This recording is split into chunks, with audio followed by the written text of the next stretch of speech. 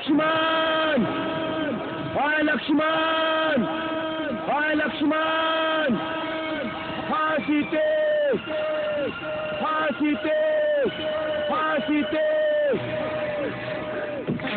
लक्ष्मण, लक्ष्मण, लक्ष्मण, तुमने सुना? बचाओ, बचाओ।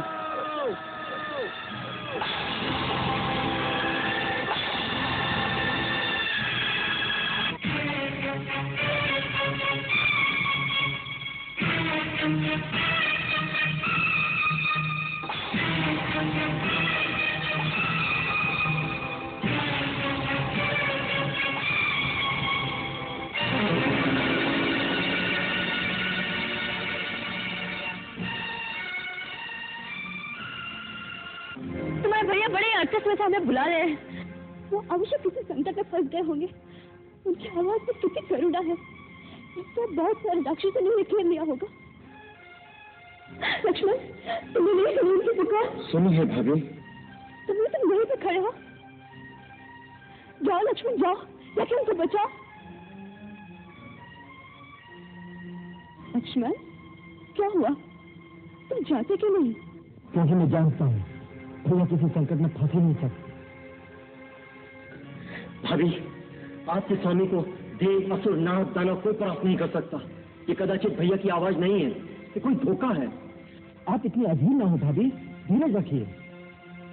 जिसका पति संकट में हो और सहायता के लिए पुकार रहा हो, उसको तुम धीरज रखने की बात सिखा रहे हो। लक्ष्मण, क्या तुम राक्षसों के डर के बारे अपने प्राण बचाने के लिए नहीं जा रहे? मैंने तुम्हें तक कायर कभी नहीं समझा था। भाभी, अपने भाई के सामने धनुष उठाकर अपनी वीरता के डींगे मारते रहते हो। और आज तुम सचमुच वीरता दिखाने का अवसर आया। डरे हुए चूहे की भांति अपने बिल से निकलना नहीं चाहते। भाभी, भाभी, आप ऐसी बातें न कहिए। आप नहीं जानती आप क्या कह रही हैं। मैं अच्छी तरह जानती हूँ तुम्हें। जिस भाई ने तुम्हें अपने पुत्र की भांति पाला है, और जब उनके प्राण संकट में आ गए तो तुम डर के मारे अपनी भाभी के आंचल में आकर छुप गए। क्या इसी से यही तुम्हारा कर्तव्य है? मेरा एक ही कर्तव्य है, अपने बड़े भाई श्री राम की आज्ञा का पालन करना। और वो मुझे कह गए कि मैं आपकी रक्षा के लिए यही रहूं, इसलिए मैं आपको किसी भी स्थिति में अकेला छोड़कर नहीं जा सकता। मेरी रक्षा, जिसके लिए मैं सारा संसार त्याग कर इस वन में रहने आई हूँ, जिसके बगैर मैं एक पल भी जीवित नहीं रह सकती। और जब उनके प्राण संकट में आ गए तो मेरी रक्षा करने से क्या लाभ? लक्ष्मण, अगर उनको कुछ हो गया तो मैं एक पल भी जीवित नहीं रह सकूंगी। मेरे मृत शरीर की रक्षा करते रहना और पाते रहना भाई की आज्ञा। भाभी, आप समझती क्यों नहीं? भैया भी कोई आज आ ही नहीं सकती। तीनों लोगों में कोई ऐसा वीर नहीं जो उन्हें परास्त कर सके। किस दुर्भाग्य के कारण आपकी बुद्धि इतनी दीन हो गई है। जिसके पति के प्राण संकट में हो, उस नारी के लिए इससे बड़ा दुर्भाग्य क्या हो सकता है? आज तुम हद धर्मी पर उतर आए हो। सिद्धि तो तुम सदा सही रहे हो, परंतु अपनी कारता के कारण मेरी अवज्ञा भी करोगे, इसकी मुझे आशा नहीं थी। भाभी, आप मुझे कायर मत कहिए। कायर नहीं, तुम मेरी आज्ञा का पालन करो। भाभी, आप हट मत कीजिए, कुछ अमंगल हो जाएगा। तुम नहीं गए तो अमंगल हो ही जाएगा। लक्ष्मण, बातों में समय मत गवाओ।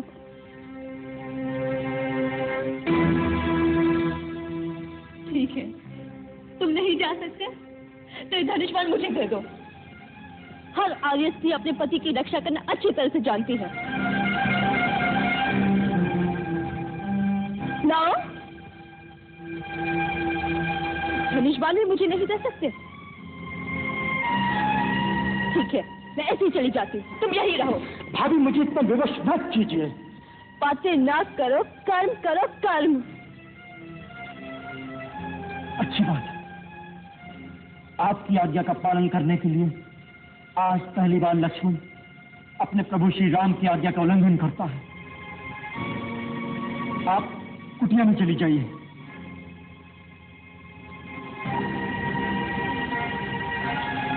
माता, आप ऊपर चली जाइए।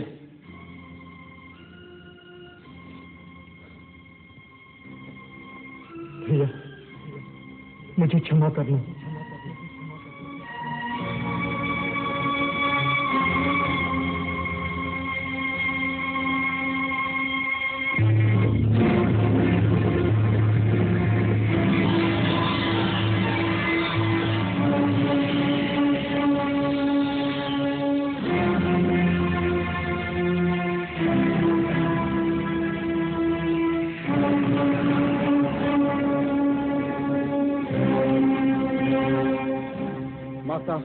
गुरु की दी हुई मंत्र शक्ति से मैंने यहाँ एक अदृश्य दीवार बना दी। कोई भी इस लक्ष्मण रेखा को पार करके अंदर आने का साहस करेगा तो जलकर भस्म हो जाएगा। इसलिए माता, मेरी आपसे विनती है, किसी भी परिस्थिति में राम भैया के आने तक आप अपने चरण इस रेखा से बाहर न रखें।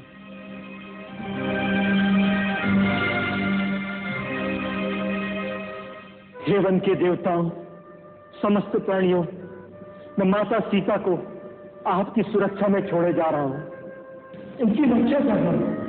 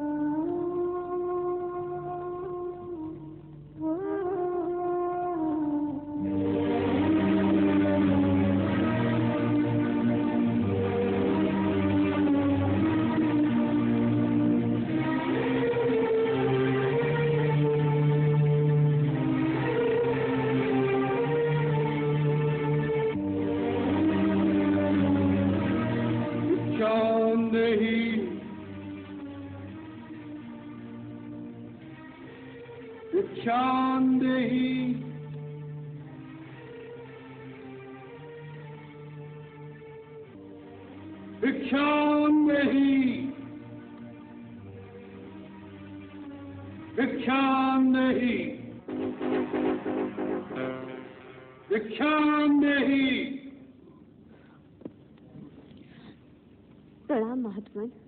कल्याण हो देवी, हम बहुत दूर से आए हैं और भूखे हैं।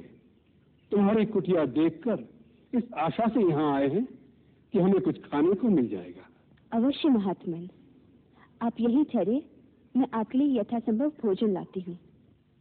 देवी, हम यात्रा से क्लांत हैं, हमें विश्राम की भी आवश्यकता है। क्षमा करें, इस समय मेरे पति कुटिया में नहीं है, इसलिए मैं आपका स्वागत नहीं कर सकती। परंतु कृपा करके आप वहीं ठहरिए, मैं आपके लिए भोजन लाती हूँ।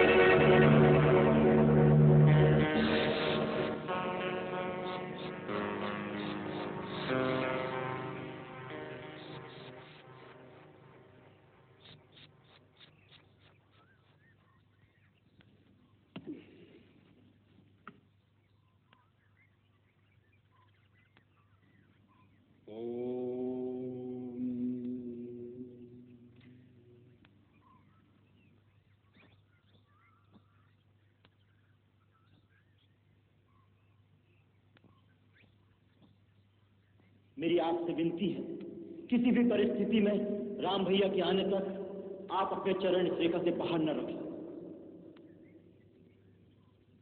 मुनिराज, मैं आपके लिए भोजन लाई हूँ, ये लीजिए।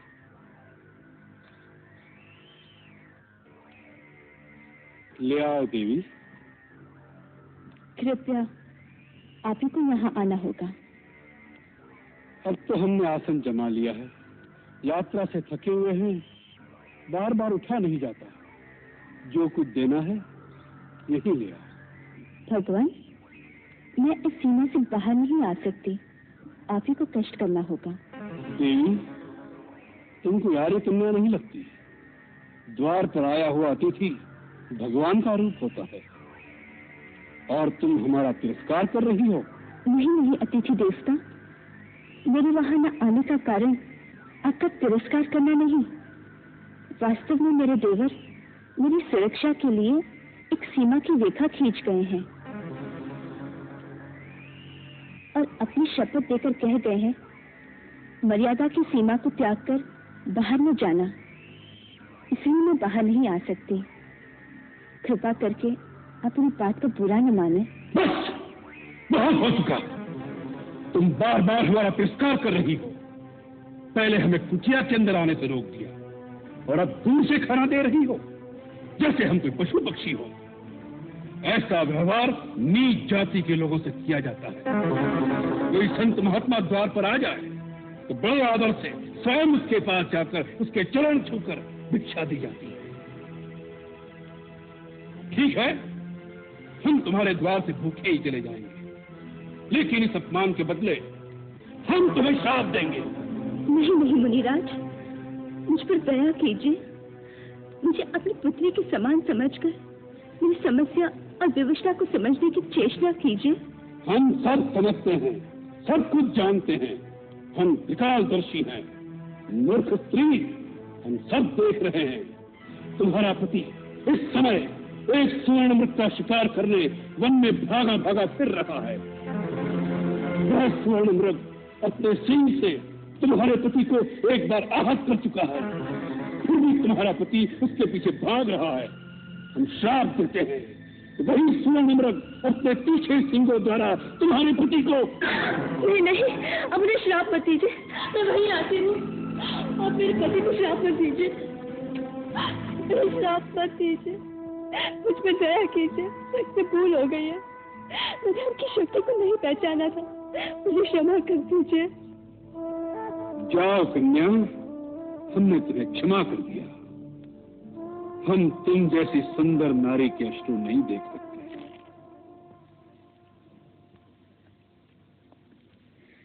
मैं मिथिला नरेश, महाराज जनक की पुत्री हूँ। मिथिला की राजकुमारी, और इस अवस्था में ये कैसा दुर्दैव है। जिस कांचन काया को देख देवता भी लालायित हो जाए, उसे तुम इस घास फूस की कुटिया में नष्ट कर रही हो। अरे ऐसे नारी रत्न को तो किसी त्रिलोकी के राजा की पत्नी होना चाहिए था। मेरे लिए तो मेरे पति ही त्रिलोकी के राजा है। उनसे बढ़कर और कोई हो सकता है क्या? अवश्य हो सकता है। हम तुम्हें बताते हैं। सीते, जिसके नाम से देवता, नाग, किन्नर, असुर, राक्षस अर्थात संसार के संपूर्ण प्राणी थर्रा उठते हैं, सूर्य चंद्र आदि नवग्रह जिसकी इच्छा से चलायमान होते हैं, जो संसार के समस्त चराचर प्राणियों का स्वामी है, जिसे देख वृक्षों के पत्ते भी भय से स्तब्ध हो जाते हैं, अरे वायु भी जिसके सामने सांस नहीं ले सकती, तुम तो उस लंकाधिपति रावण की पत्नी होने योग्य हो। ऐसे पाप पूर्ण वचन कहते हुए तुम्हें लज्जा नहीं आती? कोई महात्मा के वेश में तुम एक दुरात्मा हो। कौन हो तुम? तुम्हारा दास, वही लंकेश्वर रावण।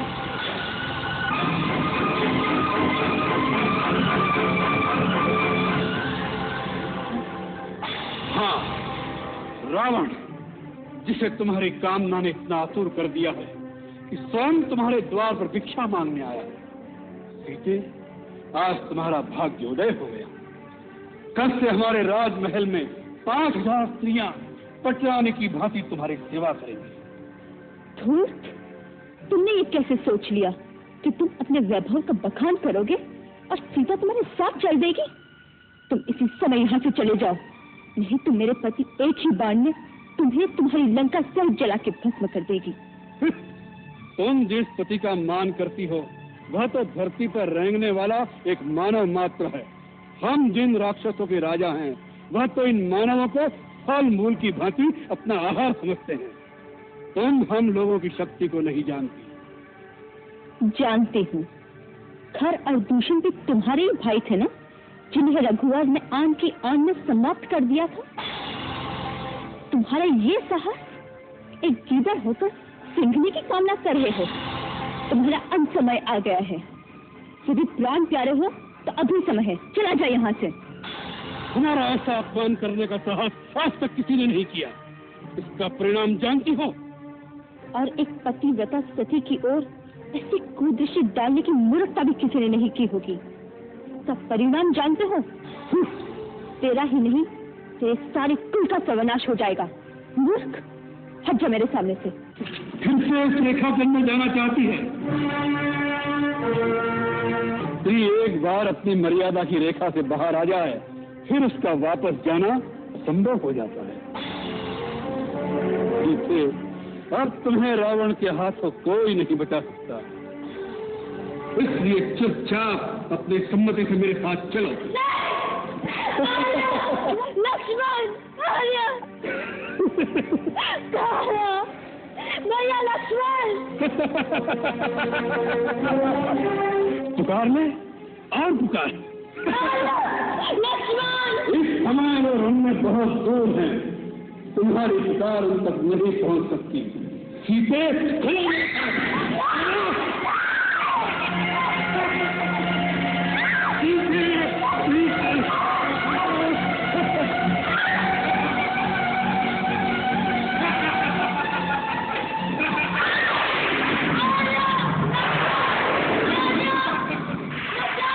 रावण के हाथों तुम्हें कोई नहीं बचा सकता।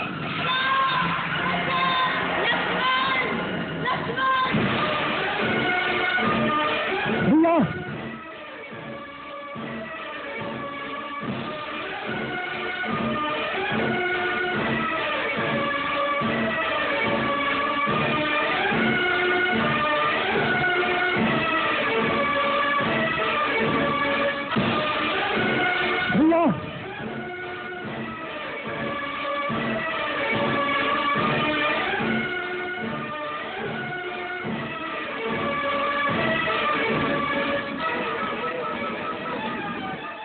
लक्ष्मण,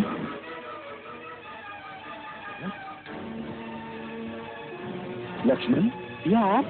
लक्ष्मण, तुम यहाँ क्यों चले हैं सीता को अकेली छोड़कर? तुम्हें मेरी आज्ञा का ध्यान नहीं? मुझे क्षमा करें भैया, आपकी पुकार सुनकर भाभी ने मुझे जोर देकर यहाँ भेज दिया। जब मैंने इनकार किया तो उन्होंने ऐसे मर्म वचन कहे कि मुझे बेवश होकर यहाँ आना पड़ा। ये अच्छा नहीं हुआ भाई। तुम्हारा कहना सत्य था। वो मृग के रूप में वही मारीच राक्षस था। मरते मरते जब उसने मेरी आवाज बनाकर तुम्हें सहायता के लिए पुकारा तो उसके उसी प्रपंच से मैं समझ गया कि हमारे साथ छल किया गया है। सीता अवश्य किसी विपत्ति में फंस गई होगी। लगता है वो आश्रम में हमें नहीं मिलेगी। नहीं भैया, ऐसा ना कहिए, भाभी वहीं पर होंगी। भगवान करे ऐसा ही हो। चलो लक्ष्मण।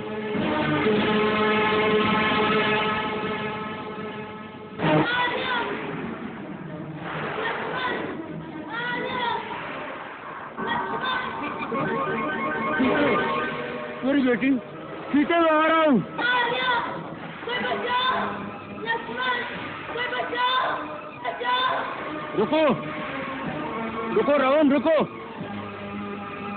सीते, सीते में आ रहा हूँ, सीते।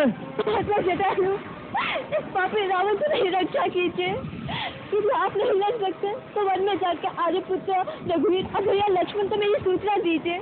जाइए, जल्दी जाइए, मेरी सहायता कीजिए। तुम चिंता न करो पुत्री, मेरे जीते जी ये तुम्हें नहीं ले जा सकता। रावण, तुम तो बड़े वीर और पराक्रमी कहलाते हो। एक निस्सहाय स्त्री को इस प्रकार चोरों की भांति उठाने का निंदित कर्म तुम्हें शोभा नहीं देता। तुम विजय कुमारी को छोड़ दो। ये धर्मपरायण और पतिव्रता स्त्री है। इसका बलपूर्वक अपहरण करने से तुम निश्चित ही विनाश को प्राप्त करोगे। बूढ़े जटायु, रावण को शिक्षा देने आए हो? जाओ किसी पेड़ पर बैठकर आराम करो, मेरे रास्ते मत आओ, कहीं मुझे क्रोध न आ जाए। स्वाति, मैं बूढ़ा अवश्य हूँ, परंतु अब भी तुम जैसे अभिमानियों का मान भंग कर सकता हूँ। सीता मेरी पुत्र वधू समान है, मैं अपने प्राण देकर भी इसकी रक्षा करूंगा। आज तुम मेरे पंजों से मारा जाएगा।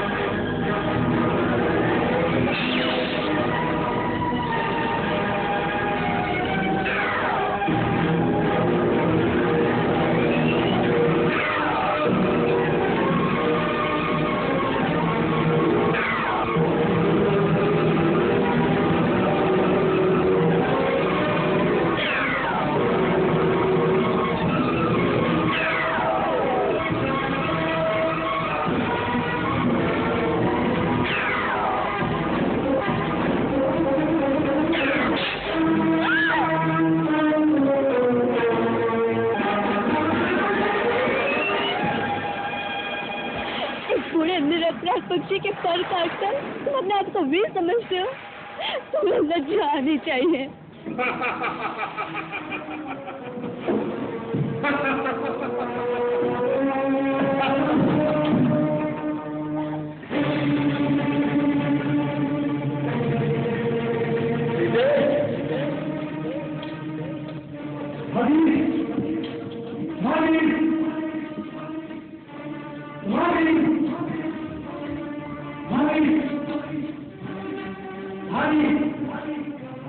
लक्ष्मण, सीता अंदर नहीं है।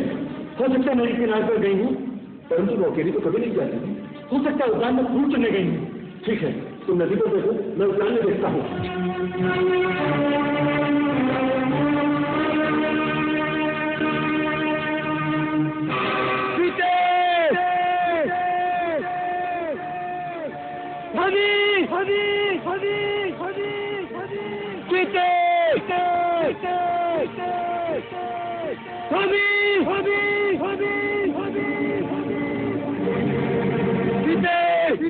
सीते पुलिस पुलिस पुलिस पुलिस